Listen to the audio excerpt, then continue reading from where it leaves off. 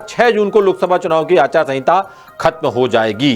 प्रदेश के हजारों लाखों युवाओं की नजर इस बात पर है कि एमपीपीएससी के रिजल्ट कब तक जारी होंगे, नई भर्तियां निकलेंगी या नहीं निकलेंगी, निकलेंगी तो कब तक निकलेंगी, क्या एमपीपीएससी पद भी बढ़ाएगा। साथ ही सबसे बड़ा सवाल है कि 13% रुके रिजल्ट पर एमपीपीएससी का क्या रुख है। ये वो सवाल है जो हर प्रतियोगी जानना चाहता है और ये सवाल तमाम प्रतियोगी ने हमको भेजे थे, सूत्र को भेजे थे, जिनके जवाब 10 सूत्र ने सीधे एमपीपीएससी के ओएसडी डॉक्टर रविंद्र पंचभाई से पूछे। उन्होंने क्या जवाब दिया, देखिए हमारे विशेष संवाददाता संजय गुप्ता की ये खास रिपोर्ट। एमपीपीएससी 2021 का फाइनल रिजल्ट कब तक आएगा?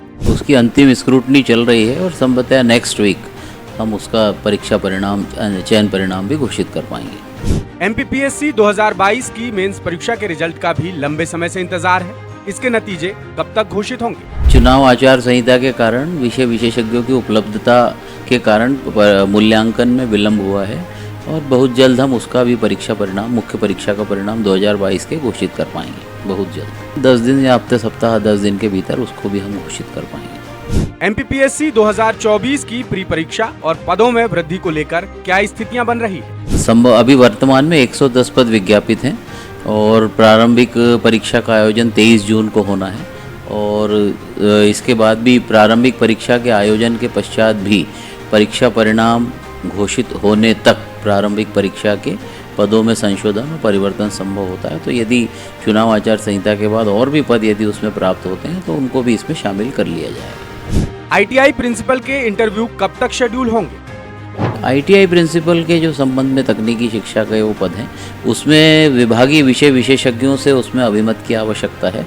उसके लिए हमने विभाग को पत्र लिखा है, जैसे ही वहाँ से विशेषज्ञ उपलब्ध होकर के हमें अभिमत दे देंगे उसकी भी प्रक्रिया आगे बढ़ जाएगी। राज्य पात्रता परीक्षा यानी सेट में आरक्षण को लेकर हाईकोर्ट में मामला लगा है, इस वजह से असिस्टेंट प्रोफेसर की भर्ती में कोई दिक्कत तो नहीं होगी? सेट परीक्षा के आयोजन के संबंध में जो भी माननीय न्यायालय का निर्णय हुआ है उसमें परीक्षा परिणाम को लेकर के जो तय करना है वह नीतिगत निर्णय उच्च शिक्षा विभाग को लेना है, तो वो उस संबंध में जो भी निर्णय लेंगे तदनुसार कार्रवाई की जाएगी। 13% रुके रिजल्ट को लेकर एमपीपीएससी का क्या रुख है?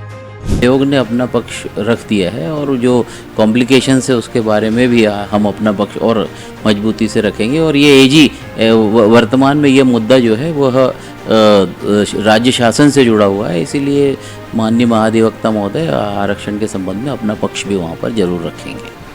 मतलब कुल मिला की स्थिति की जो अभी 13% की कोई सूची अभी सार्वजनिक नहीं हो रही है। अभी शासन ने इस पर कोई निर्णय अतिरिक्त रूप से नहीं लिया है, तो इसलिए वर्तमान परिस्थितियां जिस प्रकार की है उसके अनुसार ही वर्तमान में कार्रवाई की जाएगी। भविष्य में एमपीपीएससी की परीक्षाओं का संचालन किस तरह होगा? जो शेड्यूल्ड हमारे डिक्लेयर्ड हैं उसके हमारे परीक्षा कैलेंडर के अनुसार ही हम हमारी परीक्षाओं का आयोजन भी करने जा रहे हैं और वर्तमान में 87-13 के आधार पर ही जब तक कोई अतिरिक्त निर्णय नहीं प्राप्त हो जाता तब तक इसी प्रकार से प्रक्रियाएं हम जारी रखेंगे। ये थे हमारे साथ रविंद्र पंचभाई जी। जो भी छात्रों से 10 सूत्र को सवाल मिले हैं वो सभी हमने इनसे पूछे हैं और उम्मीद है कि सब लोगों को अपने जवाब भी मिल गए होंगे। इंदौर से कैमरामैन गौतम सरदार के साथ मैं संजय गुप्ता।